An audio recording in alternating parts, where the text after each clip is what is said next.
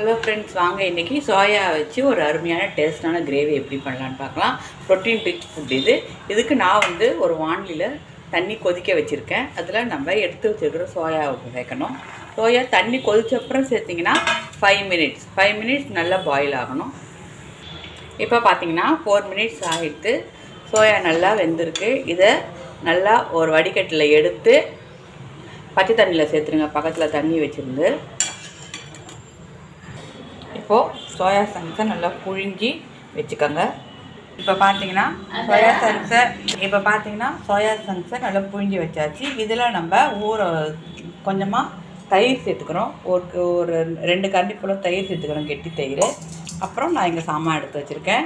ஜீரகப்பொடி ஒரு 3/4 டீஸ்பூன், தனியா பொடி ஒரு 1/2 டீஸ்பூன், கரம் மசாலா உங்களுக்கு மசாலா டேஸ்ட்டு தகுந்த மாதிரி நான் ஒரு 3/4 டீஸ்பூன் எடுத்து வச்சுருக்கேன், மஞ்சள் பொடி, அப்புறம் தேவைக்கேற்ப காரப்பொடி கொஞ்சம், அப்புறம் ஜிஞ்சர் கார்லிக் பேஸ்ட் கொஞ்சம் போட்டுக்கணும்.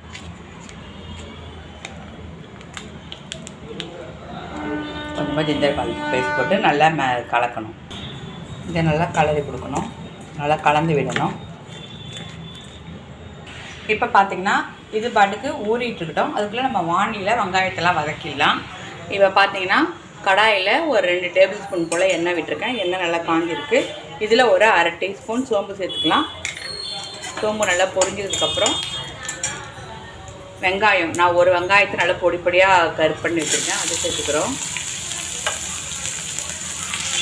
இப்போ பார்த்தீங்கன்னா நான் மிக்சியில் ஒரு 10 முந்திரி பருப்பு எடுத்துருக்கேன், முழு முந்திரி எடுத்துருக்கேன். அது மாதிரி 2 தக்காளி சேர்த்துக்கிறேன். இதில் சேர்த்து நல்லா பேஸ்ட்டாக அரைச்சிட்டு வரலாம்.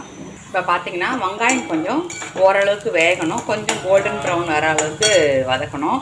இப்போ தக்காளி முந்திரி பேஸ்ட்டை இதை சேர்த்துக்கிறோம். இப்போ இந்த கிரேவிக்கு தேவையான அளவு உப்பு, கஸ்தூரி மேத்தி, மஞ்சப்பொடி, கொஞ்சம் காரப்பொடி. நம்ம ஏற்கனவே காரப்பொடி போட்டிருக்கிறதுனால சோயாவில் இல்லை தேவையான அளவு மட்டும் சேர்த்துக்கலாம். காரம் உங்களுக்கு தேவையான அளவு சேர்த்துக்கோங்க. இதை போட்டு நல்லா கலக்குங்க. எல்லாத்தையும் நல்லா கலந்து விட்டுட்டு நம்ம இங்கே மேரினேட் பண்ணி வச்சுருக்கோம் இல்லையா சோயா, அதை இதில் சேர்க்கணும். இதை சேர்த்து நல்லா கலரி கொடுத்து கொதிக்க விடுங்க. இப்போ பார்த்தீங்கன்னா கிரேவி கொதிக்க ஆரம்பிச்சிருச்சு. இது கொதி வந்ததுலேருந்து கொதி வந்த உடனே அடுப்பை சிம் பண்ணிவிட்டு 10 மினிட்ஸ் வைக்கணும். அப்போ தான் அந்த சோயாவில் உப்பு காரெலாம் நல்லா பிடிக்கும். 10 மினிட்ஸ் வச்சு மூடி விட்டுருங்க. இப்போ பார்த்தீங்கன்னா 10 மினிட்ஸ் ஆகிடுச்சு. நம்ம கிரேவி நல்லா ரெடி ஆகிடுச்சு.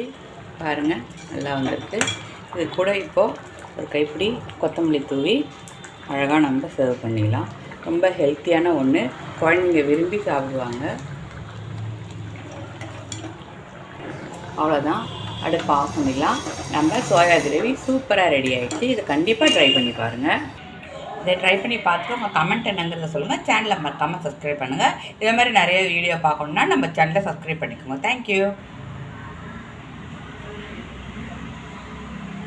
இன்றைக்கி நான் பார்த்தீங்கன்னா சோயா கிரேவி சப்பாத்திக்கு எடுத்திருக்கேன். இது டேஸ்ட் ரொம்ப நல்லா இருக்குது. இது சப்பாத்திக்கு, பரோட்டாக்கு, நம்ம ஜீரா ரைஸ்க்கு, ஆலு கோபின்னு செய்யறதுக்கு பதிலாக சோயா கிரேவி கூட சுட்டு சாப்பிட்டு பார்க்கலாம். ஹெல்த்தியாக இருக்கும், டேஸ்ட்டாக இருக்கும். தேங்க்யூ.